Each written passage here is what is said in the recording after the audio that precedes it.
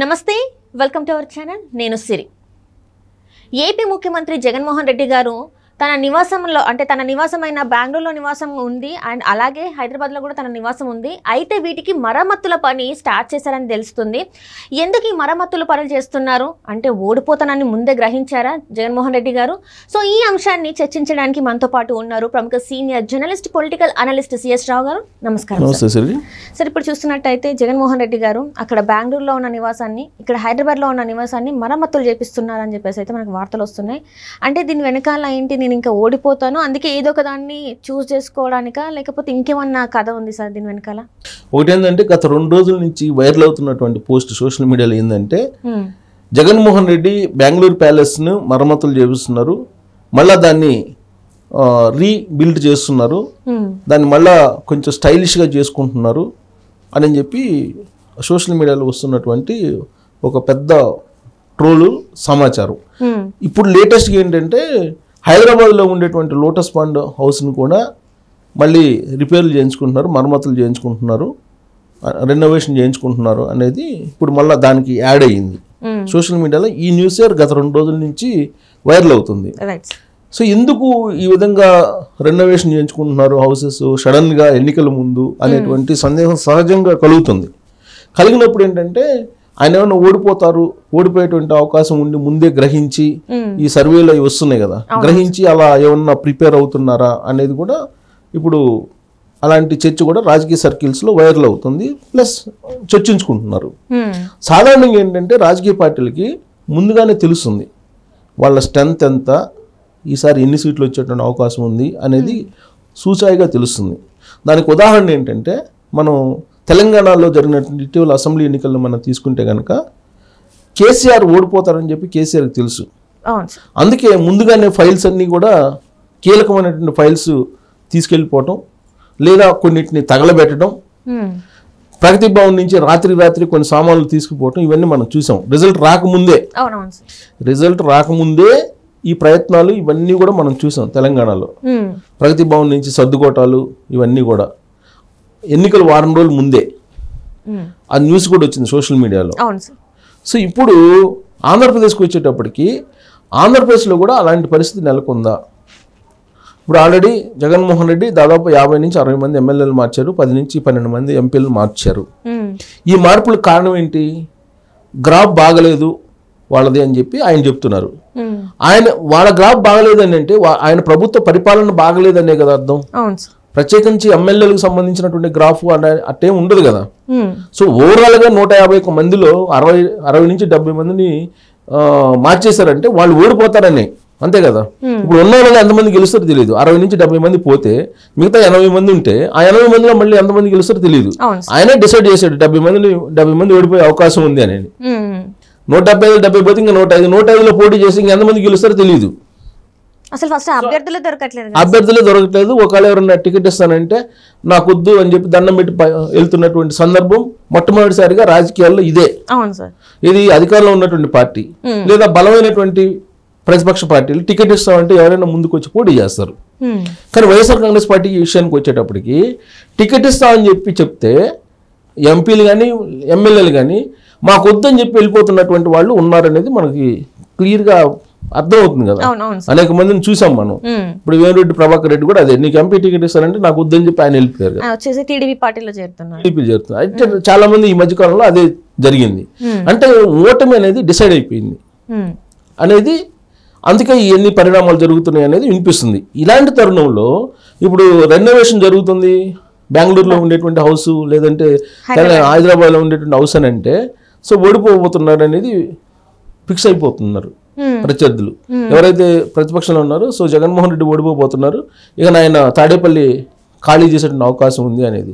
ఇది ఎందుకు జరుగుతుందని అంటే ఈ మధ్యకాలంలో వైఎస్ఆర్ కాంగ్రెస్ పార్టీ వాళ్ళు చంద్రబాబు నాయుడు కానీ లేదా పవన్ కళ్యాణ్ కానీ ఏమంటున్నారు, నాన్ లోకల్ వాళ్ళు వస్తున్నారు, వీళ్ళు నాన్ లోకల్ స్థానికేతరులు వచ్చి ఇక్కడ ప్రచారం చేసుకుని మళ్ళీ హైదరాబాద్ వెళ్తున్నారు, వీళ్ళంతా హైదరాబాద్ వాసులు, హైదరాబాద్లో ఉంటూ ఆంధ్రప్రదేశ్ రాజకీయాలు చేస్తున్నారు అనేది వాళ్ళు ఈ మధ్యకాలంలో రోజా కానీ లేదంటే గుడివాడ అమర్నాథ్ కానీ లేదా అంబటి రాంబాబు కానీ వీళ్ళందరూ తరచూ చేస్తున్నటువంటి ఆరోపణలు వాళ్ళ మీద. జగన్మోహన్ రెడ్డి తాడేపల్లిలో ఉన్నారు, సో తాడేపల్లి నుంచి పరిపాలిస్తున్నారు కాబట్టి స్థానికుడు జగన్మోహన్ రెడ్డి అనేది వాళ్ళు చెప్తున్నారు. అయితే ఇక్కడ 2019 ముందు కనుక మనం వెళ్తే కనుక జగన్మోహన్ రెడ్డి వైఎస్ఆర్ కాంగ్రెస్ పార్టీ పెట్టినప్పటి నుంచి రాష్ట్రం విడిపోయిన తర్వాత 2014 విడిపోయింది కదా, 2014 నుంచి 2019 వరకు కూడా ఆయన ముఖ్యమంత్రి అయ్యేంత వరకు కూడా హైదరాబాద్ లోటస్ పాండ్ నుంచి ఆయన మొత్తం పార్టీని నడిపారు. ఇక్కడ నుంచే రాజకీయాలు చేశారు, హైదరాబాద్ నుంచే రాజకీయాలు చేశారు. ఆయన ముఖ్యమంత్రి అయిన తర్వాత మాత్రమే షిఫ్ట్ అయ్యారు, లోటస్ పాండ్ నుంచి తాడేపల్లికి షిఫ్ట్ అయ్యారు. ఇప్పుడు మళ్ళీ ఓడిపోతారు అనుకో, సపోజ్ ఇప్పుడు ఓడిపోతారు అనుకో, ఆయన తాడేపల్లిలో ఉంటారని గ్యారంటీ ఏమన్నా ఇవ్వగలరా వైఎస్ఆర్ కాంగ్రెస్ పార్టీ నుంచి అంటే ఎవరు మాట్లాడట్లా. ఖచ్చితంగా తాడేపల్లిలోనే ఉంటారని చెప్తున్నారు కానీ తాడేపల్లిలో ఉండేటువంటి అవకాశం లేదనేది ఇప్పుడు తెలుగుదేశం పార్టీ జనసేన చెప్తోంది. కారణం ఏంటంటే ఇప్పుడు చంద్రబాబు నాయుడు ఓడిపోయిన తర్వాత హైదరాబాద్ నుంచి ఏపీకి వెళ్తున్నారు, ఉండవల్ల ఆయనకు హౌస్ ఉంది కానీ పర్మనెంట్గా ఉండడం లేదు. ఆయన హైదరాబాద్కి వస్తున్నాడు, హైదరాబాద్ నుంచి వెళ్తున్నారు, షటిల్ చేస్తున్నారు. అలాగే పవన్ కళ్యాణ్ హైదరాబాద్లో ఉంటున్నారు, అక్కడికి వెళ్తున్నారు, షటిల్ చేస్తున్నారు. పవన్ కళ్యాణ్ ఏమంటున్నారు, నాది ఆఫీస్ ఉంది, నాది ఇల్లు ఉంది, నన్ను గెలిపించండి నేను ఇక్కడ ఉంటాను అంటున్నాడు. అంటే గెలిస్తే ఉంటారు ఏపీలో ఉంటారు, ఓడిపోతే హైదరాబాద్లో ఉంటారు.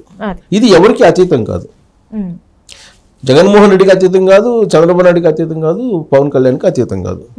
సో కాబట్టి రేపు ఓడిపోతే జగన్మోహన్ రెడ్డి తాడేపల్లిలో ఉండరు. దానికి కారణం ఏంటంటే అక్కడ ఉండేటువంటి పోలీసులు అందరూ ప్రభుత్వం ఏం చెప్తే అది వింటారు. ఇప్పుడు జగన్మోహన్ రెడ్డి అదే చేస్తున్నారు. ఆంధ్రప్రదేశ్లో పబ్లిక్ ఎలా ఉందంటే ఎప్పుడు ఎవరింటి తలుపులు దాడతారు పోలీసులు వచ్చి అనేది తెలియనటువంటి అభద్రతా భావంలో చాలా మంది అక్కడ ఉన్నారు. సోషల్ మీడియా అనేది భావ ప్రకటన స్వేచ్ఛను వ్యక్తం చేయడానికి క్రియేట్ చేసినటువంటి ఒక ప్లాట్ఫామ్ అది. ఎవరికి ఏ భావం కలిగినా కానీ దాన్ని సోషల్ మీడియాలో ప్రజెంట్ చేయొచ్చు. దానికి సంబంధించి సుప్రీంకోర్టు కూడా చాలా క్లియర్గా తీర్పు చెప్పింది, ఎవరు ఏ భావాన్నైనా వ్యక్తం చేయడానికి అవకాశం ఉంది అని చెప్పి క్లియర్ గైడ్ లైన్స్ ఉన్నాయి. కానీ ఆంధ్రప్రదేశ్లో ఉండేటువంటి ప్రభుత్వం ఎవరైనా ఒక పోస్ట్ పెడితే అది నచ్చి దాన్ని షేర్ చేసినా కానీ ఫార్వర్డ్ చేసినా కానీ కేసు నమోదు చేసి అర్ధరాత్రి అపరాత్రి లేకుండా వాళ్ళ ఇళ్ళకి వెళ్ళి పోలీసులు వాళ్ళని అరెస్ట్ చేయటమో లేకపోతే వాళ్ళని భయపించడమో లేదంటే వాళ్ళని పోలీస్ స్టేషన్కి తీసుకెళ్ళటమో ఇలాంటివి చేస్తూ ఉన్నారు. సో అంటే ఇప్పుడు జగన్ గారు కూడా ఒకవేళ ఓడిపోతే వచ్చిన ప్రభుత్వం తనని ఏదైతే తిని చేశాడో వాళ్ళు కూడా తినని ఇట్లానే చేస్తారని చెప్పేసి భయపడుతున్నారని అంటున్నారా సార్ మరి మీరు? డెఫినెట్గా అదే జరిగింది కదా. ఇప్పుడు జగన్మోహన్ రెడ్డి ఏం చేశారో రేపు ఓడిపోయిన తర్వాత జగన్మోహన్ రెడ్డికి కూడా అదే వర్తిస్తుంది కదా. చట్టం అనేది అందరికి ఒకటే కదా. ఇప్పుడు జగన్మోహన్ రెడ్డి అధికారంలో ఉండి ప్రతిపక్షాలని ప్రజల్ని ఏం చేశారో రేపు అధికారంలోకి వచ్చిన తర్వాత అధికారంలో ఉండేటువంటి పార్టీ ప్రతిపక్షంలో ఉండేటువంటి నాయకులను అదే చేస్తే క్వశ్చన్ చేయడానికి లేదు కదా. ఫస్ట్ చేయకూడదు, ప్రజాస్వామ్యయుతంగా ఏదైనా ఉండాలి, చట్టబద్ధంగా ఉండాలి. కానీ చట్టానికి అతీతంగా చేస్తున్నారు కదా. చట్టానికి లోబడి కాకుండా చట్టానికి అతీతంగా వాళ్ళ చేతుల్లోకి తీసుకొని చేస్తున్నటువంటి పరిస్థితి మనకు కనిపిస్తుంది కదా. రేపు వచ్చేటువంటి ప్రభుత్వం ఒకవేళ ఆ విధంగా చేస్తే చట్టానికి వ్యతిరేకంగా చట్టాన్ని వాళ్ళ చేతిలో తీసుకొని చేస్తే అప్పుడు వీళ్ళు ప్రశ్నించేటువంటి అధికారం వీళ్ళకి ఉండదు కదా. ఇప్పటి వరకు వీళ్ళు చేసింది అదే కాబట్టి. ఇప్పుడు కేసీఆర్ ప్రాబ్లం కూడా అదే. తెలంగాణలో కేసీఆర్ ప్రాబ్లం ఏంటి? కేసీఆర్ 10 ఏళ్ల పాటు ఏం చేశారు? విపక్షాలను నిర్వీర్యం చేశారు, విపక్షంలో ఉన్న ఎమ్మెల్యేలు తీసేసుకున్నారు, రేవంత్ రెడ్డిని జైల్లో పంపించారు, ఇవన్నీ చేశారు కదా. ఇప్పుడు రేవంత్ రెడ్డి రేపు కేటీఆర్ని జైల్లో పంపిస్తే ఏమంటారు? ఇమీడియట్గా నువ్వు అప్పుడు పంపించలేదా నువ్వు అధికారంలో ఉన్నప్పుడు అని అంటారు కదా. ఇప్పుడు కూడా అదే జరిగింది ఆంధ్రప్రదేశ్లో. సో కాబట్టి అందుకని ముందు జాగ్రత్త చర్యగా తాడేపల్లి నుంచి ఖాళీ చేసి ఆయన బెంగళూరుకి వెళ్ళటానికో లేకపోతే హైదరాబాద్కి వెళ్ళటానికో ప్రయత్నం చేస్తున్నాడు అనేది ఒకటి. హైదరాబాద్ కాకుండా బెంగళూరుకే వెళ్ళడానికి ప్రాధాన్యత ఇస్తున్నాడు, అక్కడ రెనోవేషన్ చేయించుకుంటున్నారు అని అందరూ అంటున్నారు చాలా మంది. ఎందుకనంటే హైదరాబాద్లో ఇప్పుడు రేవంత్ రెడ్డి సీఎం, తెలంగాణ సీఎం రేవంత్ రెడ్డి, ఆయన చంద్రబాబు నాయుడు శిష్యుడు.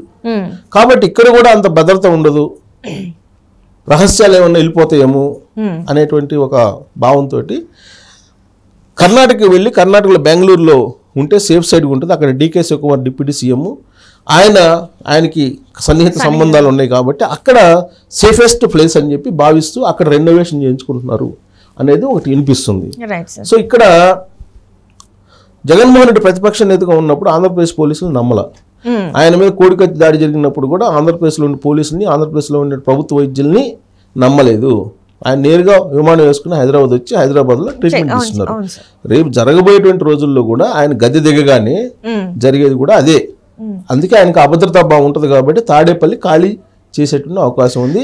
ఆ ఖాళీ చేసేటువంటి క్రమంలోనే ఇప్పుడు రెనోవేషన్ చేసుకుంటూ బెంగళూరులో రెడీ చేసుకుంటున్నారు. బెంగళూరు షిఫ్ట్ అయ్యే అవకాశం ఉంది. తాడేపల్లిలో ఒక్కోటి సర్దుకుంటున్నారు అనేది ఇప్పుడు సోషల్ మీడియాలో వైరల్ అవుతున్నటువంటి పోస్టు. Right sir.